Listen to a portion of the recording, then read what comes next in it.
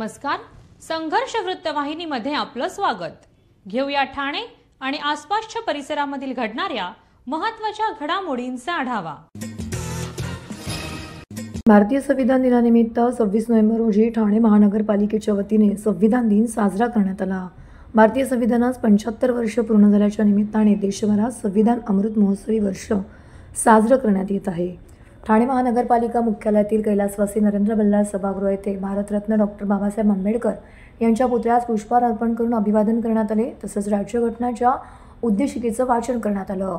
यावेळी महानगरपालिकेचे अतिरिक्त आयुक्त प्रशांत रोडे, उपायुक्त जी गोदेपुरे, उपायुक्त उमेश बिरारी, विधी सल्लागार मकरंद काळे, माहिती व जनसंपर्क अधिकारी रवींद्र मांजरेकर यांच्यासह महापालिकेचे अधिकारी आणि कर्मचारी उपस्थित होते। त्याचप्रमाणे ठाणे जिल्हाधिकारी कार्यालयाजवळ कोर्ट नाका येथील भारतरत्न डॉक्टर बाबासाहेब आंबेडकर यांच्या पुतळ्यास पुष्पहार अर्पण करून अभिवादन करण्यात आले। या कार्यक्रमास महानगरपालिकेचे अतिरिक्त आयुक्त प्रशांत रोडे, उपायुक्त जी गोदेपुरे, उपायुक्त उमेश बिरारी, उपायुक्त सचिन सांगळे यांसह महापालिका अधिकारी व कर्मचारी उपस्थित होते। ठाणे स्टेशन परिसरातील भारतरत्न डॉक्टर बाबासाहेब आंबेडकर यांच्या पुतळ्यास पुष्पहार अर्पण करून अभिवादन करण्यात आलं। यावेळी उपायुक्त शंकर पाटोळे, सहाय्यक आयुक्त सोपान बाईक यांच्यासह ठाणेकर नागरिक उपस्थित होते। ठाणे महानगरपालिकेचे मालमत्ता कर म्हणजेच प्रॉपर्टी टॅक्स भरण्याचे आवाहन। सन 2022-23 या आर्थिक वर्षाचे मालमत्ता कराचे म्हणजेच प्रॉपर्टी टॅक्सचे बिल ठाणेकर करदात्यांना महापालिकेमार्फत आर्थिक वर्षाच्या सुरुवातीस म्हणजेच माहे एप्रिल 2022 मध्ये देण्यात आलेले आहे। तथापि अद्यापही काही करदात्यांनी मालमत्ता कर महापालिकेकडे जमा केलेला नाही। सध्या आर्थिक वर्षाचा अंतिम टप्पा सुरू झाला आहे। मालमत्ता कर वसुलीसाठी महापालिकेतर्फे कडक कारवाई हाती घेण्यात आली आहे। या अंतर्गत जंगम मालमत्ता, टीव्ही, फ्रीज, वाहन व इतर जप्त करणे तसेच स्थावर मालमत्ता वॉरंट बजावून जप्त करण्यात येत असून मालमत्तेचा जाहीर विक्रीद्वारे लिलाव करून कराची रक्कम वसूल करण्यात येत आहे। मालमत्तेस पाणी पुरवठा करण्यात येणारे नळ संयोजन खंडित करण्यात येत आहेत। त्याचप्रमाणे थकीत मालमत्ता करावर 2% व्याज आकारले जात असल्याने भरावयाची रक्कम वाढत आहे। आपला मालमत्ता कर propertytax.thanecity.gov.in या लिंकद्वारे तसंच गुगल पे, फोन पे, पेटीएम याद्वारे ऑनलाईन पद्धतीने करण्याची सुविधा उपलब्ध करून दिली आहे। शनिवार, रविवार व सार्वजनिक सुट्टीच्या दिवशी नागरिकांना मालमत्ता कर भरणे सोयीचे व्हावे याकरता महापालिकेचे मालमत्ता कर संलग्न कार्यालय या दिवशी कार्यान्वित ठेवण्यात आलेले आहे। तरी मालमत्ता कर वसुलीची अप्रिय कारवाई टाळण्याच्या दृष्टिकोनातून मालमत्ता कर भरून महापालिकेस सहकार्य करावे। धन्यवाद। कशिश पार्क येथील सिद्धिविनायक मंदिरात काल सायंकाळी 6:30 वाजता महाआरतीचं आयोजन करण्यात आलं होतं। महाराष्ट्राचे मुख्यमंत्री एकनाथ शिंदे पुन्हा एकदा मुख्यमंत्री पदावरती विराजमान व्हावेत यासाठी प्रार्थना करण्याच्या उद्देशाने हा कार्यक्रम आयोजित करण्यात आला होता। कार्यक्रमाचं आयोजन सौ नम्रता भोसले जाधव आणि विकास कृष्णा रेपाळ यांनी केलं होतं। त्यांनी नागरिकांना मोठ्या संख्येने उपस्थित राहण्याचं आवाहन केलं होतं, ज्याला उत्कृष्ट प्रतिसाद मिळाला। महाआरतीला महिला आणि पुरुष मोठ्या संख्येने सहभागी झाले होते। भक्तगणांनी एकनाथ शिंदे यांच्या उज्ज्वल भवितव्यासाठी आणि महाराष्ट्राच्या प्रगतीसाठी सिद्धिविनायकासमोर प्रार्थना केली। महाआरती दरम्यान सिद्धिविनायक मंदिर भक्तिभावाने उजळून निघालं होतं। उपस्थितांनी महाराष्ट्रातील स्थिर आणि विकसनशील नेतृत्वासाठी एकनाथ शिंदे यांना पुनश्च मुख्यमंत्री करण्यासाठी एकमुखाने विनंती केली। या भक्तिमय कार्यक्रमामुळे परिसरात उत्साहाचं वातावरण निर्माण झालं होतं। उपस्थितांनी अशा प्रकारच्या उपक्रमांच्या माध्यमातून समाजात सकारात्मक पसरवण्याचं महत्त्व अधोरेखित केलं।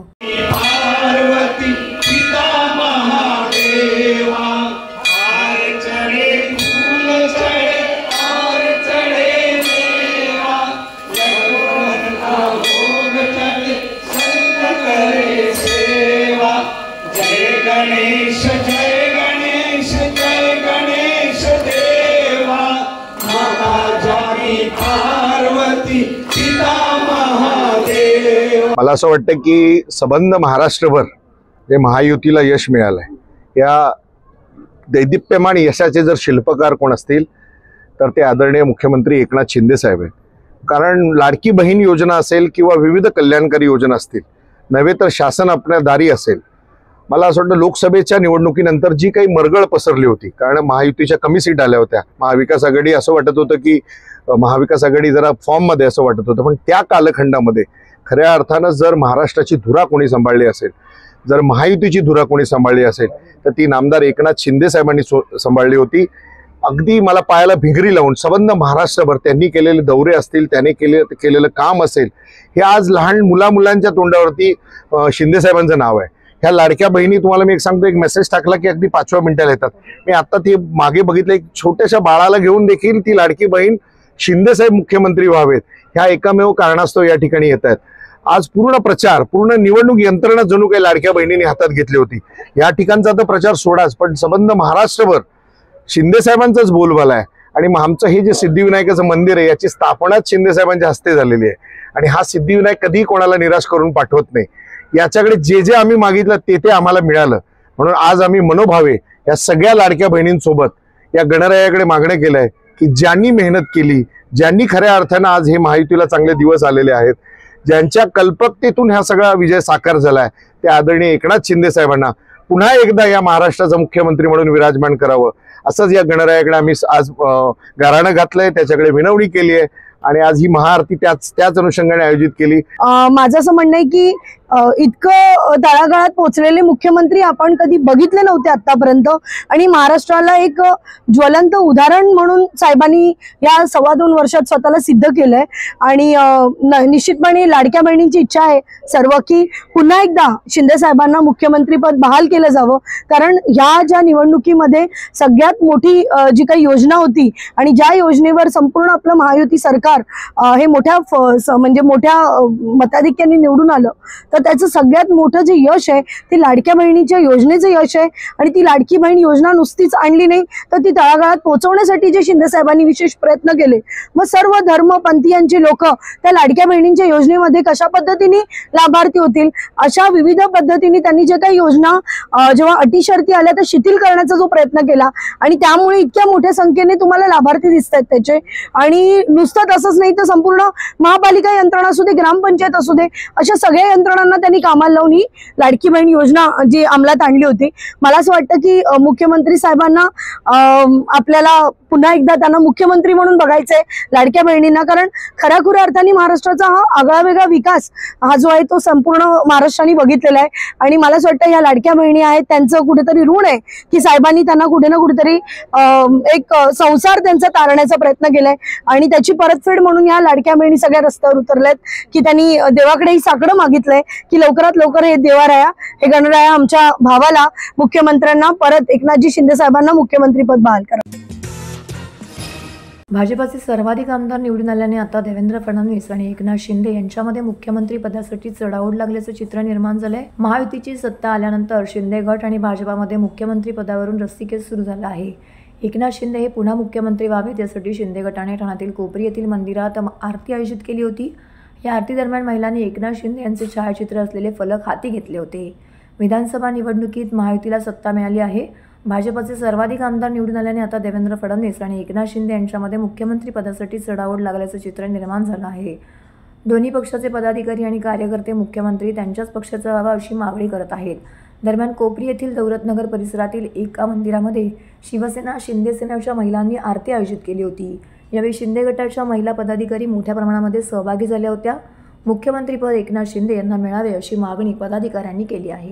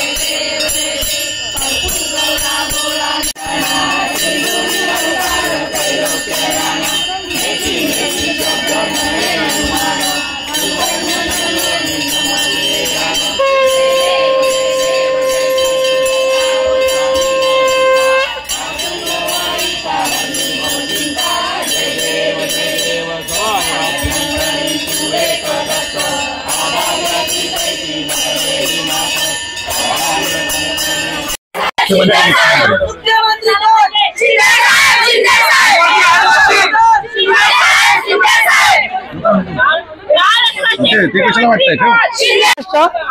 खूप आनंदाचा दिवस आहे की आम्हाला सगळ्या ह्या लाडक्या बहिणींनी आज साकडे घातलेले गणपती बाप्पाच्या पुढे की आमचा लाडका भाऊ शिंदे साहेब यांनी मुख्यमंत्री व्हावं ही आमच्या सगळ्या महाराष्ट्रातील तमाम महिलांची लाडक्या बहिणींची इच्छा आहे. शिंदे साहेब मुख्यमंत्री व्हावे म्हणून आज आम्ही ही आरती केलेली आहे. आमच्या कोपरी विभागामधल्या सर्व महिला रस्त्यावर उतरल्या त्यामुळे आपल्याला आज महाआरती करायची आहे साहेबांच्या मुख्यमंत्री पदासाठी. तर आमच्या लाडक्या भावांसाठी आम्ही सगळ्या महिला त्यांच्या बहिणी रस्त्यावर उतरून तिथे मंदिरात आम्ही आरती केली. त्या साकडं घातलं की लाडक्या भावालाच मुख्यमंत्री करावं म्हणजे शासनाने आणि साहेबांना मुख्यमंत्री बघायच्या सगळ्या बहिणींची इच्छा आहे. सर्व बहिणींनी हे साकडं घातलंय की साहेबांनी पुन्हा एकदा 5 वर्ष मुख्यमंत्री पदावर विराजमान व्हावं आणि जे उरलेली कामं आहेत त्यांच्या हाती ते सगळं संपूर्ण त्यांनी ती कामं करावी.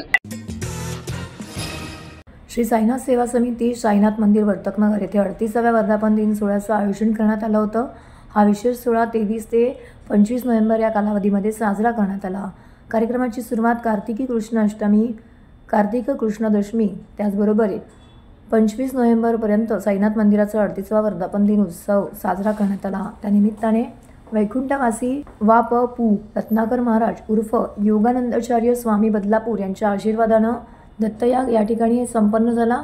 त्याचबरोबर सकाळी प्रसादाचे लाडू वाटप करण्यात आले तर त्यासाठी 15 टन लाडू बनवण्यात आले होते. तर यज्ञाची समाप्ती सोमवारी झाली. त्यानंतर दुपारी साईबाबांच्या पादुकांची भव्य पालखी मिरवणूक वर्तकनगर परिसरातून काढण्यात आली.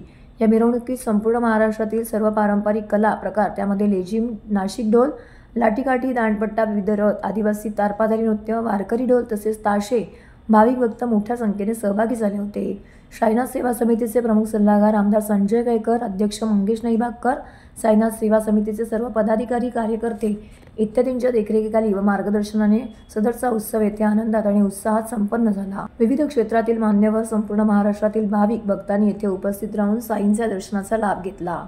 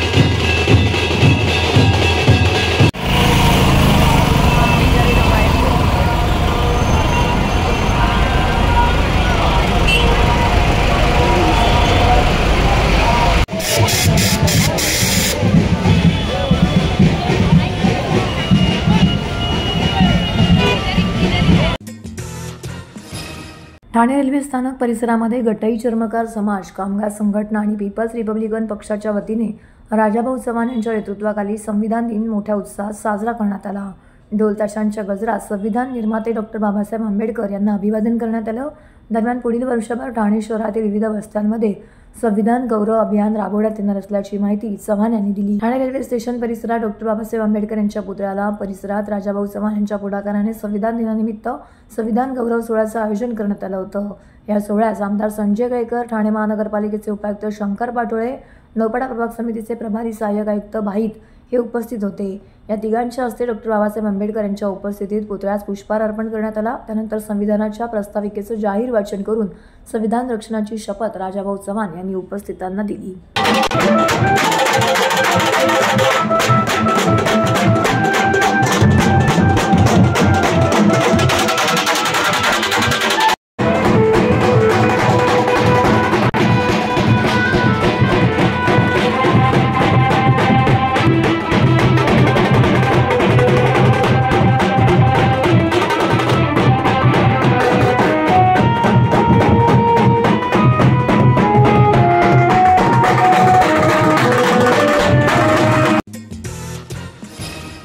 कोर्टनाका परिसरात असलेल्या संविधान चौकामध्ये संविधानाचं वाचन जनसेवक आमदार संजय केळकर यांनी केलं.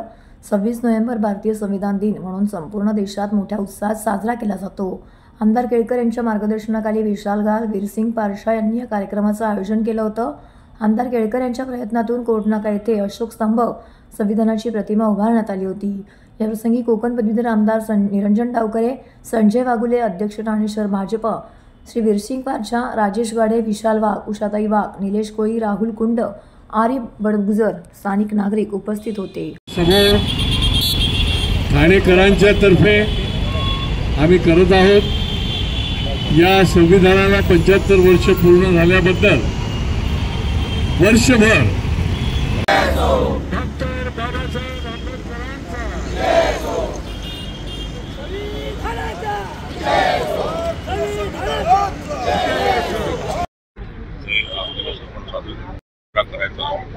कसा करायचा याच्यावर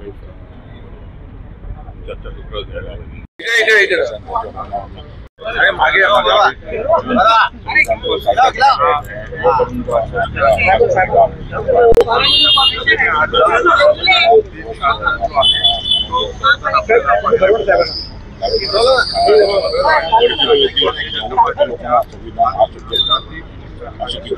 संविधानाच्या निर्मितीला 75 वर्ष आज पूर्ण झाली. ठाण्याच्या आमच्या भारतीय जनता पार्टीच्या अनुसूचित मोर्चातर्फे आणि भारतीय जनता पार्टीच्या तर्फे प्रतिवर्षी या चौकामध्ये, ज्याला संविधान चौक म्हणतात, अशोक स्तंभ चौक म्हणतात, याला एक इतिहास आहे. या ऐतिहासिक चौकामध्ये संविधानाचं आम्ही वाचन करतो.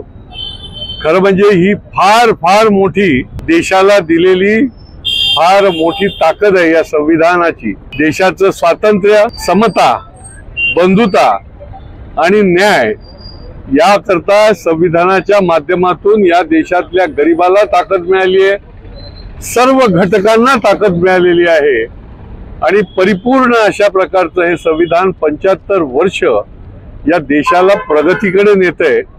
जगामधला सर्वात मोठी लोकशाही जी आहे ती या संविधानाच्यामुळे या देशामध्ये आपल्याला बघायला मिळते आणि यामुळे 75 वर्ष पूर्ण झाली आहेत आणि पुढच्या काळामध्ये भारतीय जनता पार्टीचा हा संकल्प पण आहे ठाण्यामध्ये की या संविधानाला 75 वर्ष पूर्ण झाल्याबद्दल पूर्ण वर्षभर या संविधानाच्या निमित्ताने काम आणि कार्यक्रम करणे.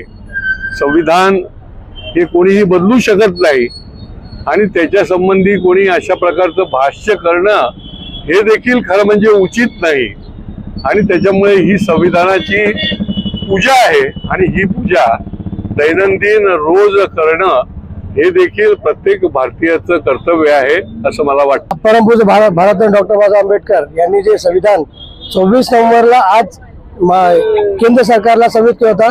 26 नोव्हेंबरला मी सर्वप्रथम संविधान दिवसानिमित्त सर्व देशाच्या नागरिकांना, शहराच्या नागरिकांना हार्दिक शुभेच्छा देतो. जे संविधान माननीय पंतप्रधान मोदीजींनी जे आम्हाला माहित नव्हता, जेव्हापासून ते मुख्य प्राईम मिनिस्टर झाले 2014 मध्ये, त्यानंतर 26 नोव्हेंबरला कंपल्सरी प्रत्येक या ठिकाणी संविधान दिवस करायचा असा आदेश सर्व डिपार्टमेंटने दिला, शासकीय, निमशासकीय आणि आम्ही कार्यकर्त्यांना. म्हणून आज आम्ही संविधान दिवस फार ताकदीने आम्ही बनवत आहोत. तर हे होतं संघर्ष वृत्तवाहिनीचं आजचं बातमीपत्र. उद्या पुन्हा भेटू याच वेळी याच ठिकाणी ताज्या घडामोडींसह. तोपर्यंत नमस्कार.